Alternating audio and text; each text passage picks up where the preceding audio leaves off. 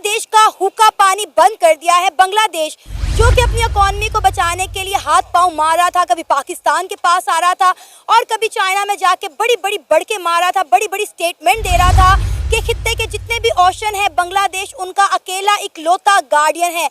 India ने बांग्लादेश को ऐसा मुंह तोड़ जवाब दिया है कि बांग्लादेश को खाने के लाले पड़ गए हैं। ये 8 अप्रैल से ही उन्होंने ये किया है और ये 5 साल का एग्रीमेंट था जो कि जून 2020 में हुआ था। अब बांग्लादेश की जो ट्रेड लॉजिस्टिक की जो कॉस्ट है वो बढ़ेगी। बेसिकली तो वो बांग्लादेश को देखिए ना, एक तरफ अमेरिकन ने बांग्लादेश के ऊपर 39% टैरिफ लगा दिए, वो तो चलो ट्रम्प एडमिनिस्ट्रेशन ने उसको 90 डे का मोरेटोरियम उसके ऊपर लगा दिया है, लेकिन बांग्लादेश के लिए इकोनॉमिक चैलेंज तो बढ़ गया।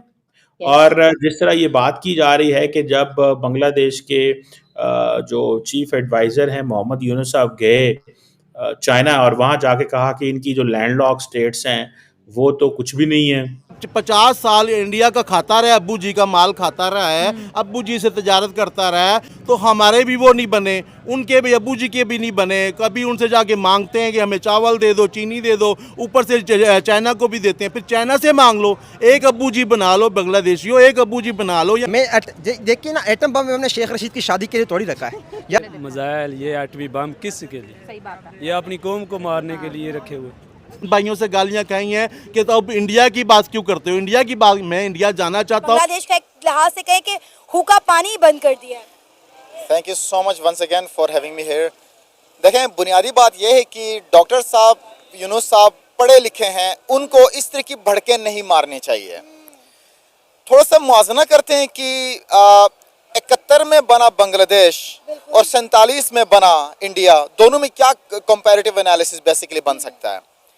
आबादी की बात करें तो तकरीबन 1500 मिलियन और ये 167 मिलियन की आबादी है, और जीडीपी पर कैपिटा की आप बात करें तो $4500 और इंडिया के पास $10,000 जीडीपी पर कैपिटा इनकम इनके पास है। अगर इन दोनों चीज़ों को एक साइड पर रखा जाए और इंडिया की इकोनॉमी को एक साइड पर रखा जाए तो आज से 7 माह पहले इंडिया की जो इकोनॉमी थी, इंडिया के ख़जाने में जो पैसे थे वो थे $595 बिलियन थे, जबकि इंडिया के पास सिर्फ और सिर्फ $56 बिलियन थे। अगर इन दोनों चीज़ों को मद्देनजर रखा जाए तो अब आप मुझे बताएं कि एक तरफ $56 बिलियन से आपने अपना दिन निकालना है, दूसरी तरफ $595 बिलियन से आपने दिन निकालना है, किसका दिन अच्छा गुजरेगा? ऑफ कोर्स जिसके पास ज़्यादा है वो अच्छा गुजरेगा, और जिसके पास सिर्फ $56 बिलियन हो उनको तो सर्वाइवल की पड़ी हुई है। तो सबसे पहले ये है कि डॉक्टर यूनुस साहब को ये बातें नहीं करनी चाहिए, क्योंकि अपनी इकोनॉमी को देखें, अपने लिटरेसी रेट को देखें, इंडिया का बहुत आगे है, इंडिया की इकोनॉमी उनसे बहुत आगे है। इंडिया के अंदर वीमेन राइट्स को बहुत ज़्यादा प्रेफर किया जाता है as compared to Bangladesh. India में क्लीनलीनेस को बहुत ज़्यादा प्रेफर किया जाता है और बहुत ज़्यादा एज़ कम्पेयर टू बांग्लादेश।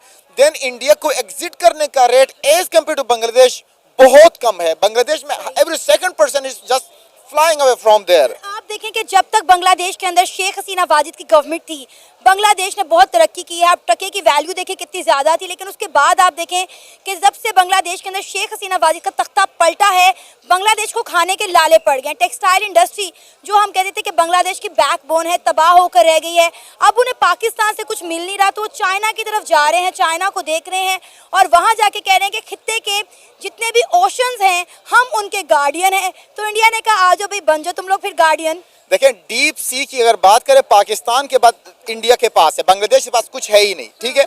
और दूसरा ये कि आज की अगर इकोनॉमी की बात करें तो बांग्लादेश के पास वो जो $56 बिलियन आज से 6-7 माह पहले थे, आज वो है $26.5 बिलियन, और इंडिया का 595 से वो $650 बिलियन पे गया हुआ है।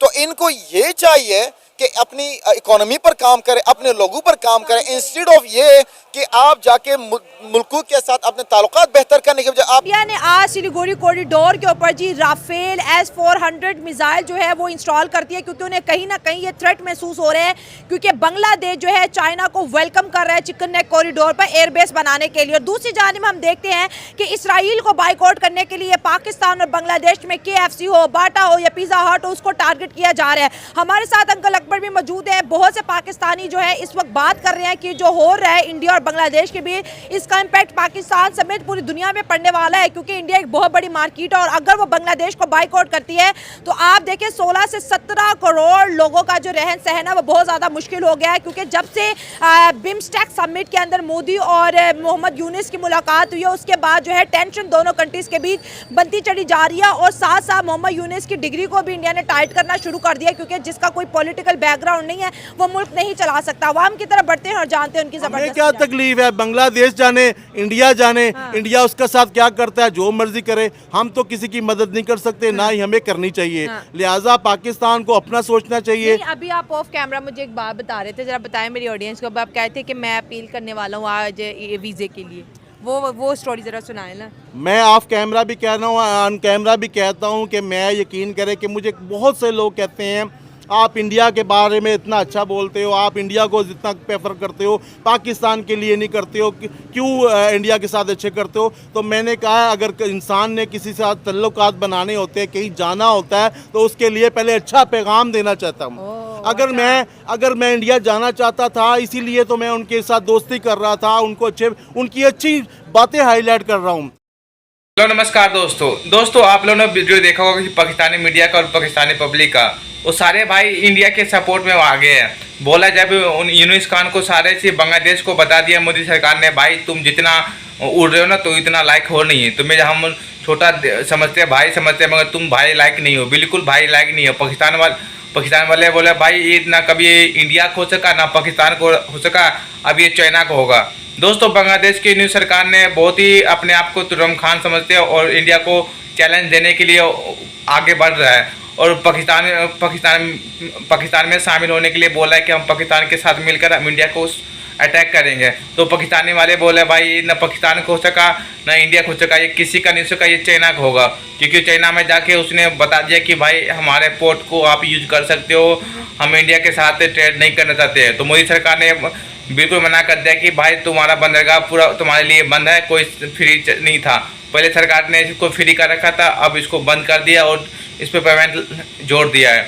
इसमें पाकिस्तान मीडिया क्या रहा है दोस्तों आप लोगों ने सुना ही होगा। वीडियो को आपको अच्छी लगे वीडियो को लाइक कर देना, पहली बार चैनल को सब्सक्राइब करना। धन्यवाद।